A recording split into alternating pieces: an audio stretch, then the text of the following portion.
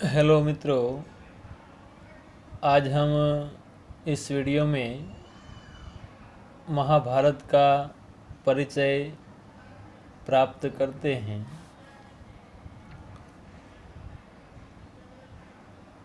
महाभारत की रचना महर्षि वेदव्यास ने की है। यह ग्रंथ भी रामायण की तरह भारत का राष्ट्रीय महाकाव्य यानी एपिक माना जाता है। इस ग्रंथ के लिए एक गौरवपूर्ण घोषणा अत्यंत प्रसिद्ध है कि धर्मे च अर्थे च कामे च मोक्षे च भरत सर्वः यदि हास्ति तत् अन्यत्र यन्य हास्ति न तत् क्वचित्। अर्थात धर्म, अर्थ, काम एवं मोक्ष के विषय में जो कुछ भी यहाँ है वही अन्यत्र है, एवं जो कुछ भी यहाँ वर्णित नहीं है वह अन्यत्र कहीं भी नहीं है। महाभारत ग्रंथ में वर्णित व्यापक विषय वस्तु के कारण इसे पंचम वेद के रूप में भी माना जाता है। ऐसे महाभारत की कुल 3 आवृत्तियां हैं। महाभारत का मूल स्वरूप बहुत छोटा है। उस स्वरूप में यह ग्रंथ जय के नाम से प्रसिद्ध था और इसमें लगभग 8000 श्लोक थे। तत्पश्चात इसकी द्वितीय आवृत्ति भारत के नाम से प्रसिद्ध थी। इसमें श्लोकों की संख्या 24,000 हैं। अंतिम एवं तृतीय संस्करण वर्तमान में उपलब्ध महाभारत हैं और यह माना जाता है कि इस महाभारत के अंदर 1,00,000 श्लोक हैं। इस ग्रंथ का रचना काल ईस्वी सन पूर्व 500 से प्राचीन माना जाता है। विश्व साहित्य में आकार की दृष्टि से महाभारत बृहत्तम ग्रंथ है।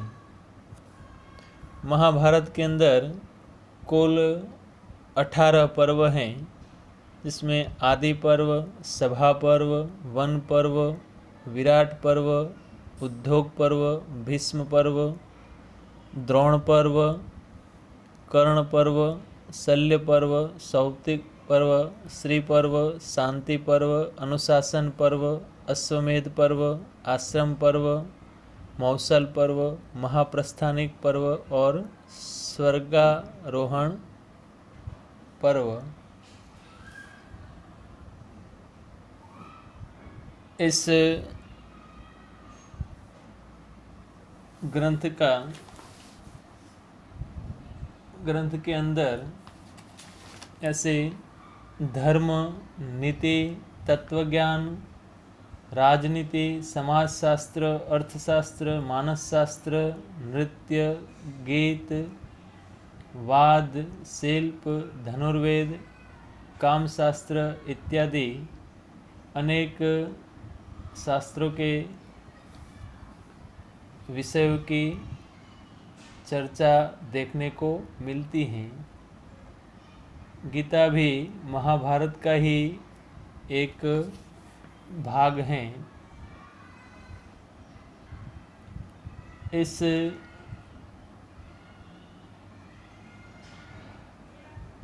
ग्रंथ के अंदर कथानक कुछ इस प्रकार हैं कि महाराजा भरत के वंश में शंतनु नामक एक राजा थे। उनका एक पुत्र था देवव्रत, जो समय बीतने पर भीष्म के रूप में प्रसिद्ध हुए। राजा शंतनु का द्वितीय विवाह सत्यवती के साथ हुआ। सत्यवती के चित्रांगद एवं विचित्रवीर्य नामक 2 पुत्र थे। विचित्रवीर्य का परिणय अंबिका एवं अंबालिका के साथ हुआ था, परंतु संतान प्राप्ति के पूर्व ही उनका देहावसान हो गया। अग्रज देवव्रत ने आजीवन ब्रह्मचर्य के पालन की प्रतिज्ञा ली थी, अतः राजा शंतनु का वंश आगे बढ़ने की स्थिति में नहीं था।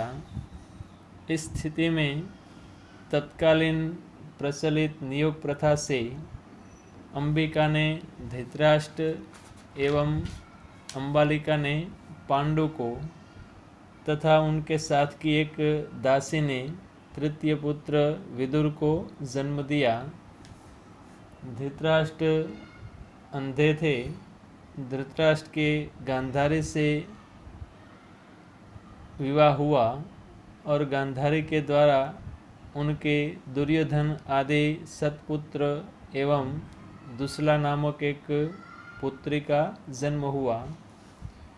पांडु के कुंती से युधिष्ठिर, भीम एवं अर्जुन तथा माद्री से नकुल एवं सहदेव, इस प्रकार कुल 5 पुत्रों का जन्म हुआ।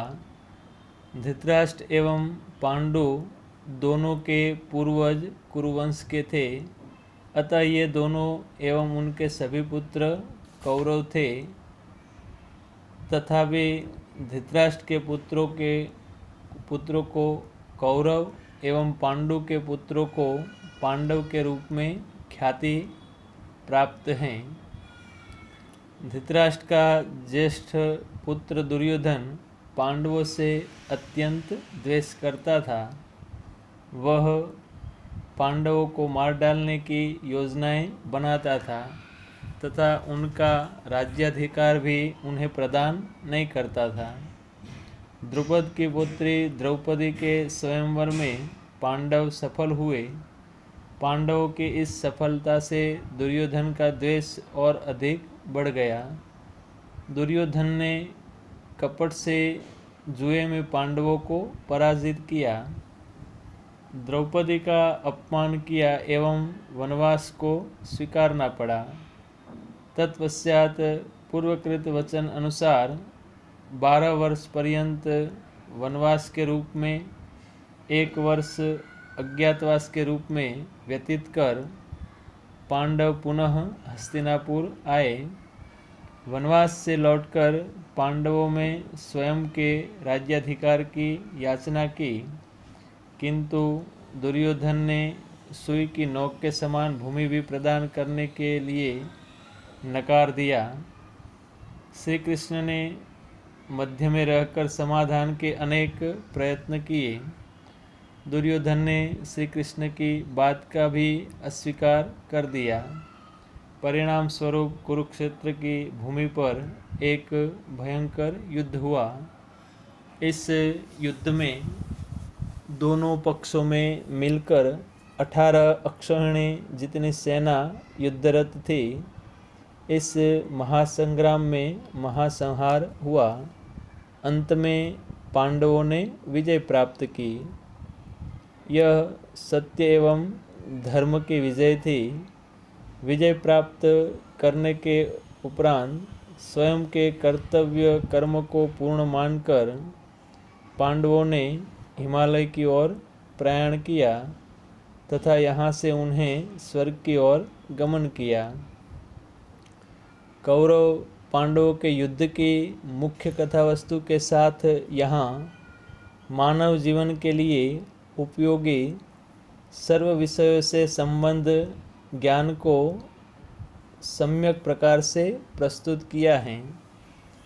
इसलिए महाभारत ज्ञान के वैविध्य में, पात्रों के एवं आख्यानों के वैविध्य में, काव्यत्व एवं रस के वैविध्य में इतना अधिक वैशिष्ट्यपूर्ण है कि यह विश्व का एक अद्वितीय ग्रंथ बन गया है।